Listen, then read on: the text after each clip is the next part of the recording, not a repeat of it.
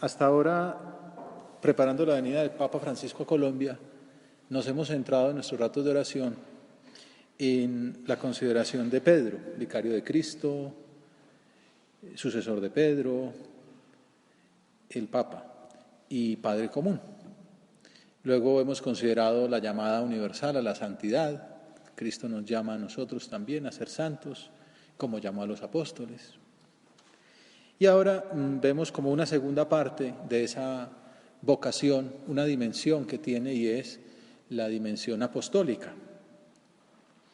Hemos visto mucho la figura de Pedro y podríamos todavía pensar muchas cosas más de su misión, de su vida como apóstol, ese mar adentro que hemos considerado antes, rema mar adentro, echa vuestras redes para la pesca, la vida de los primeros cristianos con Pedro a la cabeza, Pentecostés. Bueno, podríamos tener un retiro espiritual entero sobre San Pedro.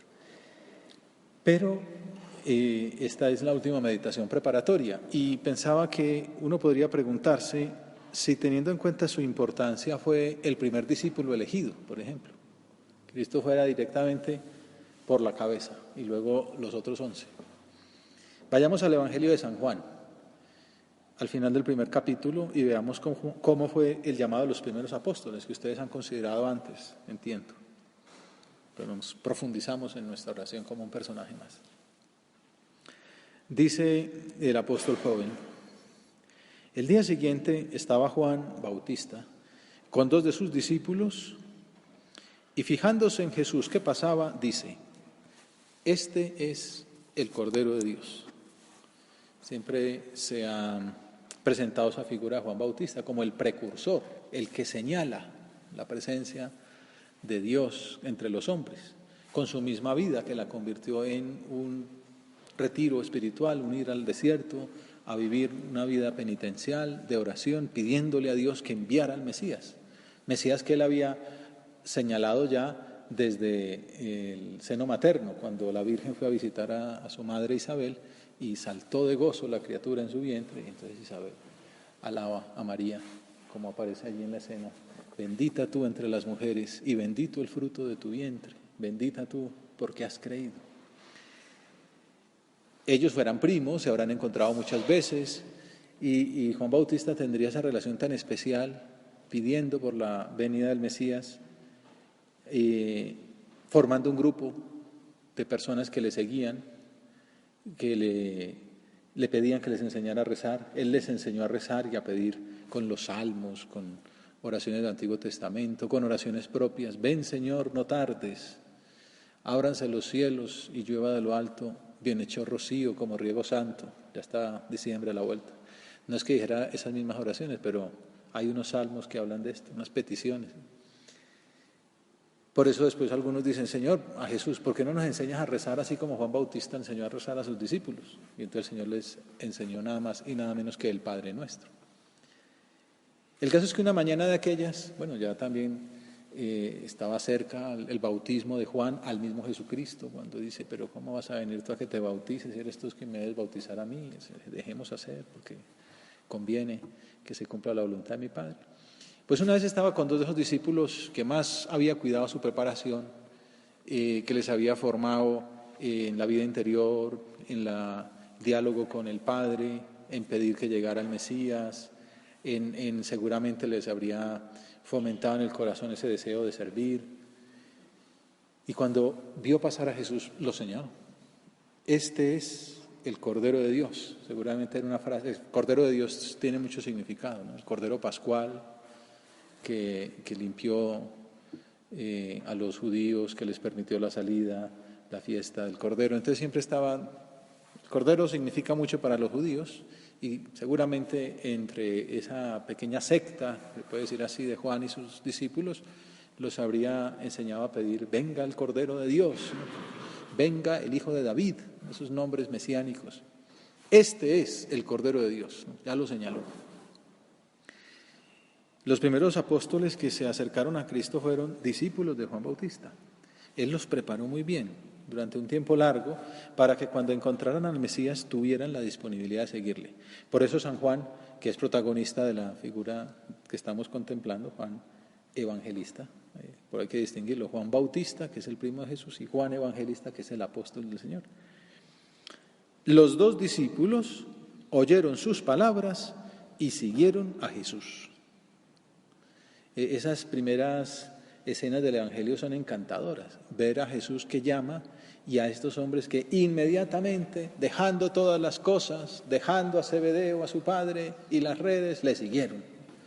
Esa palabra en latín, statim, ¿no? Inmediatamente, ¿no? Sin pensarlo mucho, se decidieron a seguir a Jesús. El Señor siempre ha seguido llamando a lo largo de la historia. También ahora en el siglo XXI se sirve de la predicación del Papa para plantearle a los jóvenes ilusiones de servicio, de grandeza, de dedicar la vida a un ideal magnánimo. Qué bueno que nuestra respuesta fuera así. Los dos discípulos oyeron sus palabras y siguieron a Jesús. De alguna manera procuramos hacerlo y por eso estamos aquí ahora, tratando de escuchar a Jesús que nos habla con las palabras del Evangelio y que desde el sagrario nos habla en el corazón a cada uno. También nosotros nos hemos preparado para escuchar a Jesús, para acoger su amor misericordioso, siempre pronto a perdonar nuestras faltas. Nos hemos dispuesto para escuchar su llamada con la formación que hemos recibido en nuestra vida cristiana, en el colegio, en la familia, en la parroquia, en la universidad, en este tiempo de gracia, de inminencia de la llegada del Papa. Nos hemos dispuesto para escuchar su llamada y hemos desarrollado, ojalá, un deseo profundo, a pesar de nuestras debilidades, de conocerlo más aún. Dice San Juan que Jesús se volvió. Uno se imagina al Señor caminando por aquellas callejuelas de la Tierra Santa y sabiéndose perseguido, porque todos tenemos esa experiencia de cuando hay alguien detrás de uno más o menos se va dando cuenta. En estas épocas de inseguridad uno acelera el paso, no sé qué le van a robar. Pero bueno, el Señor sabía que lo estaban persiguiendo y se deja perseguir.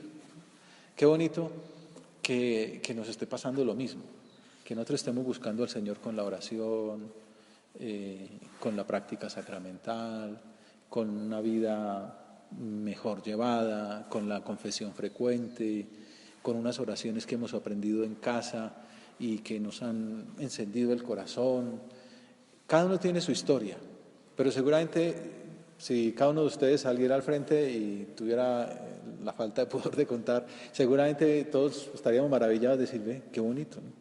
Estos días me contaban cuando vino Juan Pablo II a Colombia que una persona pues muy agnóstica fue como por curiosidad, por ver pasar al personaje y en la calle, por el papamóvil, y que cuando pasó Juan Pablo II, también es un hombre muy santo, irradiaba esa gracia, pero también el ambiente de piedad que había a su alrededor. Todo el mundo se puso de rodillas a recibir la bendición del Papa polaco. Aquel hombre dice, algo experimenté que me hizo también arrodillarme. Había allí tal santidad, tal gracia, tal nivel de espiritualidad que dije, esto no es una cuestión de religiosidad popular, esto no es un mito urbano. Aquí hay algo más, esto es de Dios. Cuando me lo contaban, pues se me ocurrió decir, claro, hay mucha oración detrás, hay mucha gente rezando, empezando por el mismo Papa que tiene esa relación tan especial con Cristo, es su vicario en la tierra, pidiendo por los que se encuentra a su paso. Y milagros como ese pasan muchos, personas que están ahí más o menos dispuestas. Pues nosotros tenemos que rezar para que eso suceda cuando veamos al Papa. Y para que suceda en nuestra alma, que experimentemos un poco esto que experimentaban los apóstoles. Esa fuerza atractiva de Cristo que nos llama a seguirle de cerca, pero que se deja perseguir, que entonces en estos días nosotros estemos persiguiéndolo. Seguramente lo hemos estado persiguiendo, pues estamos aquí, ¿no? Podemos estar haciendo plan de puente, de fin de semana, y venimos a rezar, a hablar con Dios. Estamos persiguiéndolo, vamos detrás de Él. Y ojalá no suceda lo que le pasó a Juan y Andrés, que dice que Jesús se volvió y al ver que le seguían, les pregunta, ¿qué buscáis? Acudamos al Maestro en nuestra oración personal, como hicieron esos jóvenes discípulos de Juan. Sigámoslo de cerca al Señor por la oración, por el trabajo ofrecido.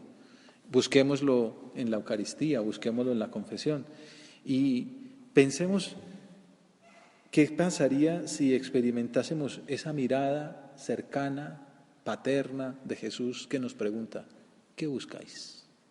Señor, ¿yo qué busco? Me puedo preguntar. ¿Qué buscamos tú y yo? Si uno pregunta, me pasa con frecuencia así en la universidad, ¿qué busca un joven de hoy? Muchas veces lo primero que dicen, como formar una familia, ¿no? Como que quede claro que el celibato no me... Y hay gente que lo tiene muy claro, ¿no? Pues es su vocación, la mayoría, además. Otros dirán, un futuro tranquilo, un máster, un MBA, un doctorado, trabajar en una multinacional, un trabajo bien remunerado, como futuro tranquilo, familia bien constituida, trabajo bien remunerado, ¿no? Como estar uno con las necesidades básicas satisfechas, un techo, un hogar y una cuentecita donde uno pueda comprar al mercado. Está muy bien, no tiene nada de malo. Pero un alma de ideales grandes, una persona magnánima, no se satisface con lo mínimo. Busca ir más lejos, volar más alto, emplear la vida en aventuras más extremas. Que alguna vez he comentado ese poema de un poeta español de la generación del 28 que comentaban unos jóvenes en una labor así como esta de personas universitarias y decía, tú que tienes 20 años, ¿qué vas a hacer con ellos? Pensando un poco en el joven rico, vende todo eso, dáselo a los pobres y ven y sígueme, le decía el Señor. Se trata de un itinerario que vemos aquí, lo que le pasó a estos discípulos también. Comenzaron ese sendero insospechado al oír la respuesta de Jesús. El Señor les pregunta, ¿qué buscáis?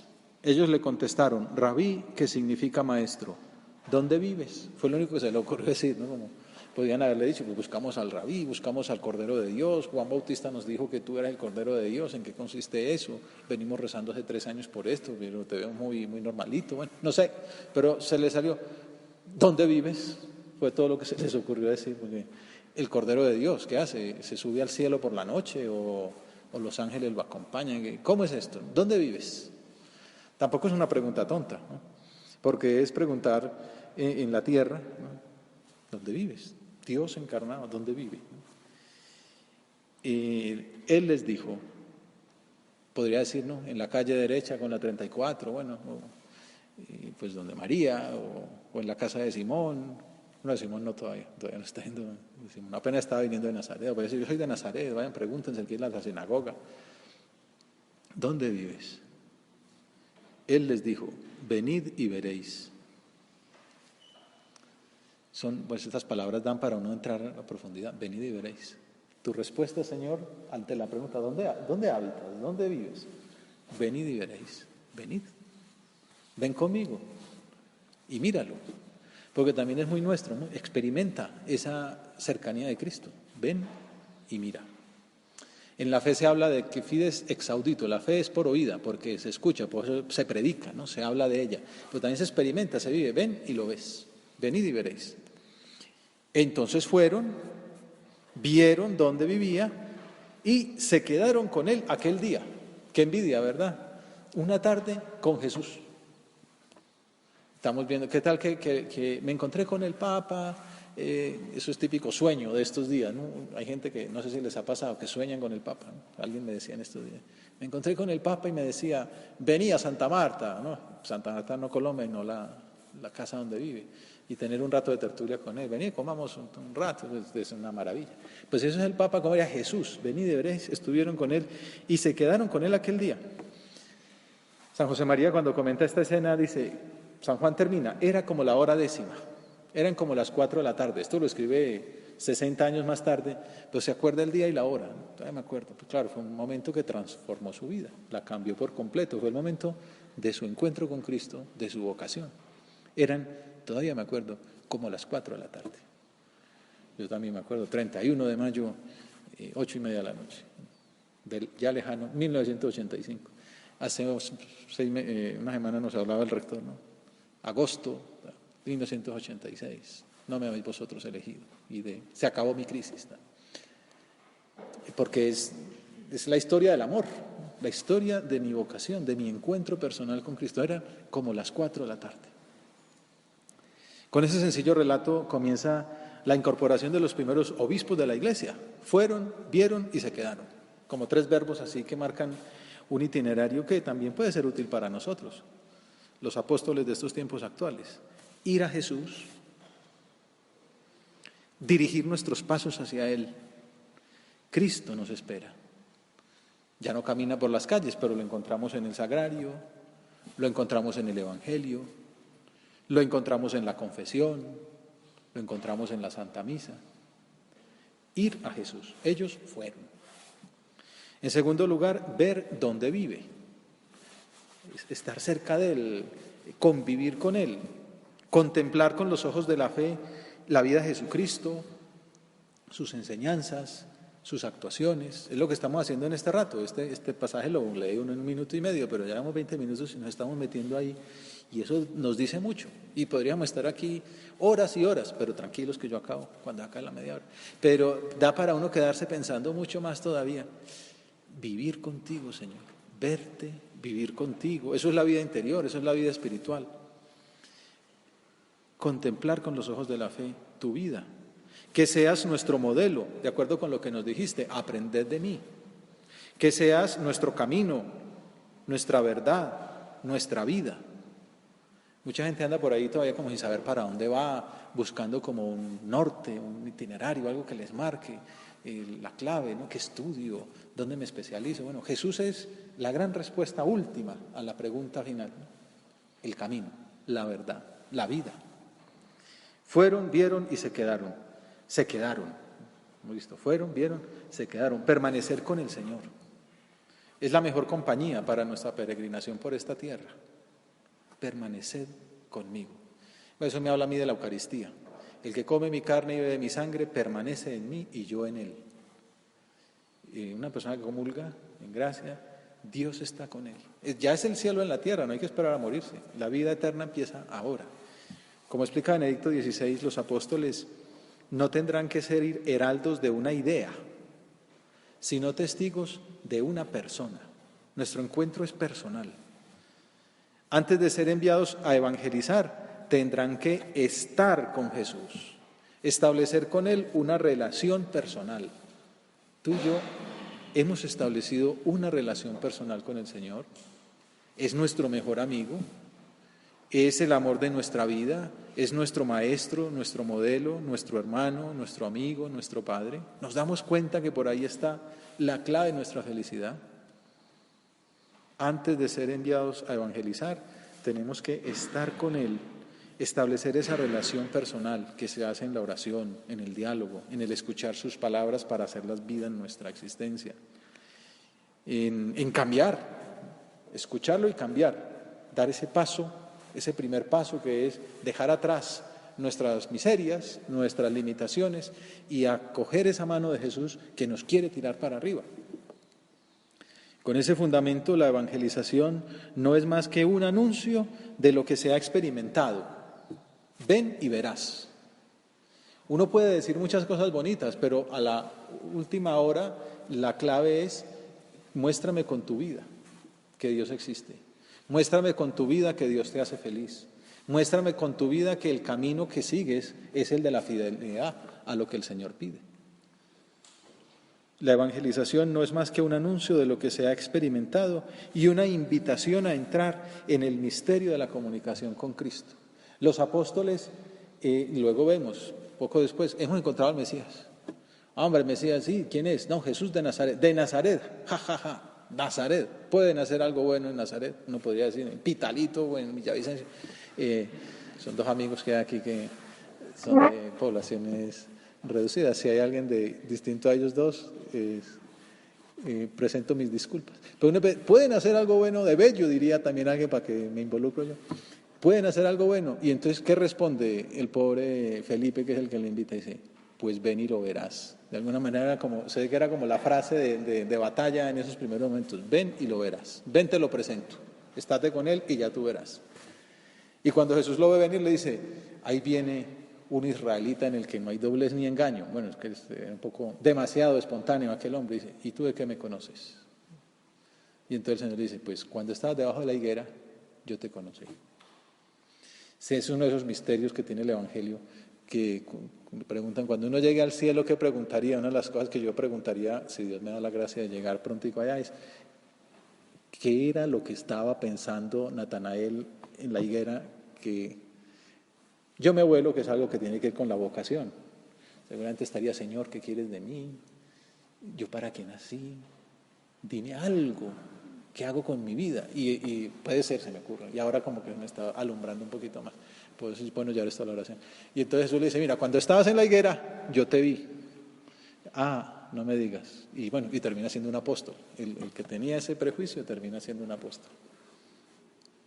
Luego el primer milagro de Jesús lo hace en Caná, que es la tierra de Natanael. Yo siempre lo he visto como un detalle con él. Dice, tú que eres tan regionalista, que piensas que tu pueblo es el único que vale la pena. Pues bueno, en tu pueblo hago el primer milagro, pues para que veas que no tengo resentimientos por tirarle pullas al pobre Nazaret. O sea que hasta los pueblos más atrasados pueden ser los primeros en el reino de los cielos.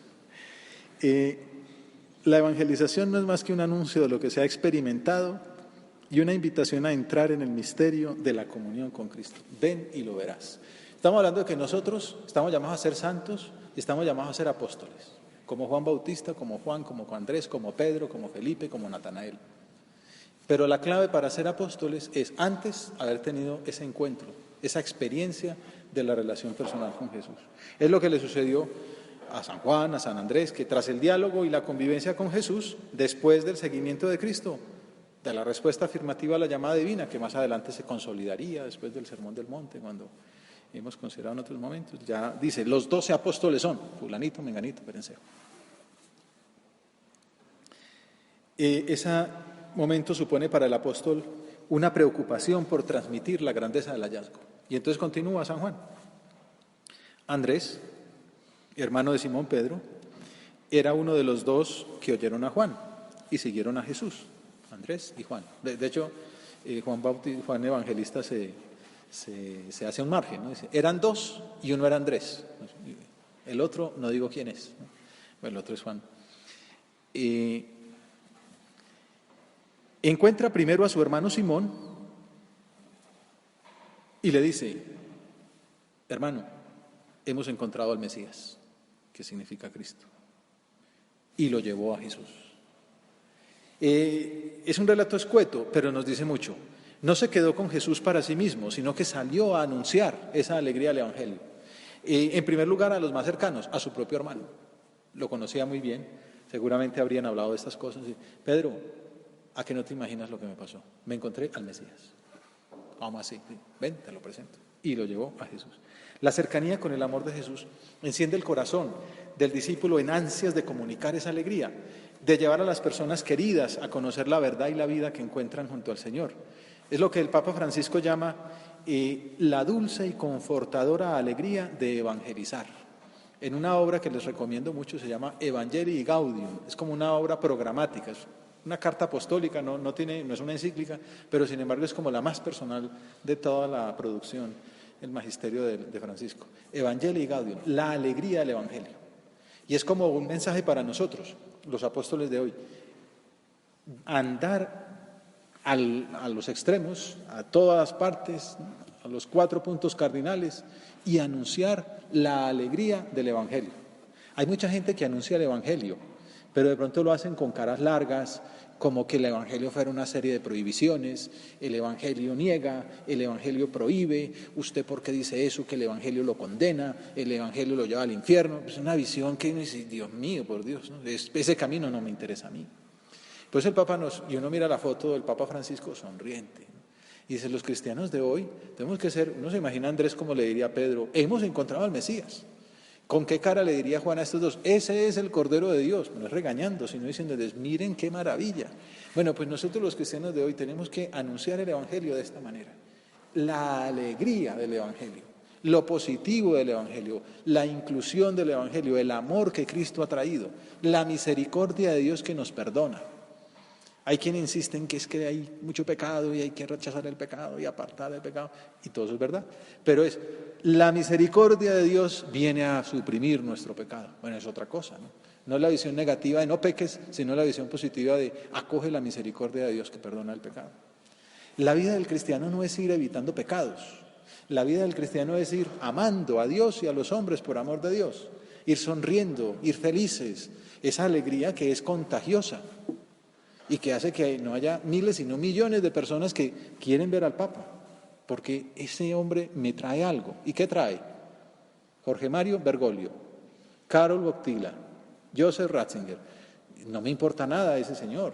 A mí me importa es que es el vicario de Cristo, que es el sucesor de San Pedro, que es el que hace las veces de Dios en esta tierra. Y por eso lo que dice tiene tal fuerza. Por eso lleva a Dios. Y nosotros somos también discípulos. Él es el obispo y nosotros somos los cristianos de a pie que tenemos que llevar ese mensaje hasta el último rincón.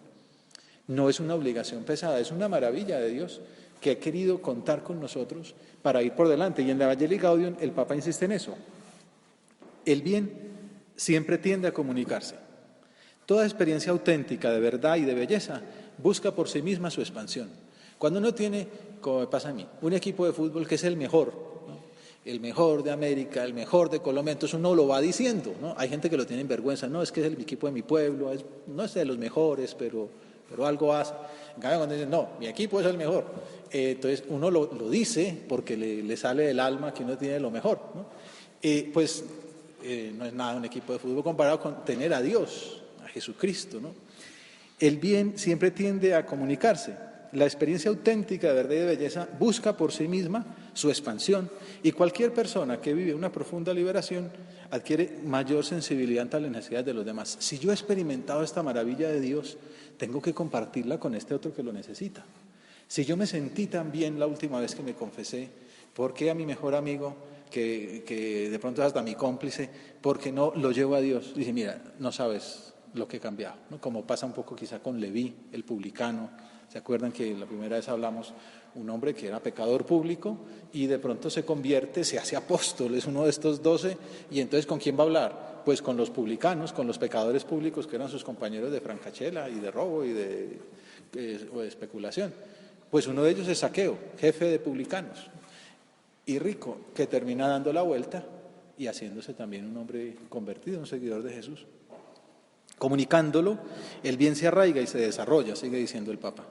Por eso, quien quiera vivir con dignidad y plenitud, ¿y quién no quiere vivir con dignidad y plenitud? No tiene otro camino más que reconocer al otro y buscar su bien. El cristiano no se busca su santidad. Yo quiero ser santo, salvarme, ir al cielo. Sí, todos queremos eso, pero no, yo quiero llegar allá con miles de almas. Que muchas personas lleguen al cielo con mi testimonio de verme que soy poca cosa y que sin embargo lucho. Vamos a ver la canonización, la beatificación de 2 colombianos. ¿Por qué quiere el Papa beatificar a 2 colombianos? En Colombia, en Villavicencio. Pues para ponerlos de ejemplo. También en Colombia se puede ser santo, ¿no? Incluso en Villavicencio se puede ser santo, ¿no? Como diciendo, es que uno es un camino de santidad. Es fácil seguir al Señor. Bueno, no, ellos mueren. Bueno, los 2 son mártires y tal. Pero diciendo, bueno, señores colombianos, a ser santos como este obispo, a ser santos como este sacerdote, a dar la vida por Cristo, que vale la pena. No deberían asombrarnos entonces algunas expresiones de San Pablo. El amor de Cristo nos apremia, nos urge. Caritas Christi urget nos. Ay de mí si no anunciara el Evangelio. Es San Pablo que les nace del alma y es que el mundo se le queda pequeño. Y entonces voy hasta el extremo del mundo. Y yo, ¿dónde es el extremo del mundo? España. Pues quiero ir a España. No sabemos si fue. Parece que sí, dicen algunos. Pero es como diciendo, es que donde haya un alma hay que ir a anunciarle a Cristo. Y ahí el Papa también habla de esas periferias existenciales que no son simplemente, pues ir, no sé, al Sahara o al Amazonas, sino hay por ahí un autor, un teólogo del siglo pasado, que escribió un libro muy polémico, llamaba París, ciudad de misión, porque hay mucho que evangelizar allá. Uno también puede decir Bogotá, ciudad de misión, ¿no? Hay mucho que hacer. Y recuerdo, lo contaba un experto de filosofía de la religión, que es el área al que me estoy dedicando últimamente, Contaba que estaba un sacerdote numerario del Opus Dei en un encuentro de expertos de astrofísica. Fue físico, trabajó en el CERN, bueno, un hombre muy ilustrado. Ahora es sacerdote y se dedica pues a teología fundamental, a ciencia y fe, etc. Entonces era astrofísicos, entonces físicos gringos, europeos, y el Papa los iba saludando, el Papa Francisco, y de pronto encuentra un cura entre esos expertos mundiales de la ciencia, y dice: ¿y usted qué hace aquí? Entonces dice: no, yo también soy físico, yo pertenecía al CERN, y me invitaron porque yo me dedico a este tema de la ciencia y la fe. Entonces el Papa le dijo: esa es una periferia existencial. Claro, periferia existencial es los pobres, los enfermos, los ancianos, que hemos hablado otras veces. Pero periferia existencial es esos compañeros que tienes tú en el salón. Porque hay uno que es agnóstico, hay otro que es ateo, hay otro que no sabe ni lo que es, y esperan tu testimonio. Demuéstrame con tu vida que Cristo vive, con tu alegría, con la manera como juegas al fútbol amablemente, pasándola sin ser el centro de atención, cómo subes al cerro en bicicleta y no simplemente ser el farol ahí de que el que más rápido sube, sino que se queda acompañando, cosas de ese estilo. Es decir, demuéstrame con tu vida que Cristo vive. Ay de mí si no anunciara el Evangelio. Se nos está acabando el tiempo, se nos acabó, y los invito a leer la Evangelii Gaudium, ¿no? Porque podríamos hablar tantas cosas del Papa, que invita a primerear, a involucrarse, a acompañar, a dar fruto, a festejar en la liturgia, sabernos enviados por Cristo para anunciar la alegría del Evangelio. Acudamos a la Virgen Santísima, Reina de los Apóstoles, para que también nosotros, como aquellos dos primeros, vayamos a Jesús, lo veamos en profundidad y permanezcamos con Él, con fidelidad, con constancia, durante toda la vida, pase lo que pase. Aunque a veces metamos la pata, también saber levantarla y volver a entrar en ese camino de la fidelidad al Señor. De ese modo seremos los discípulos que Cristo desea, como los describe el Papa Francisco, empeñados en primerear, en involucrarnos, en acompañar, en fructificar y en festejar la alegría del Evangelio.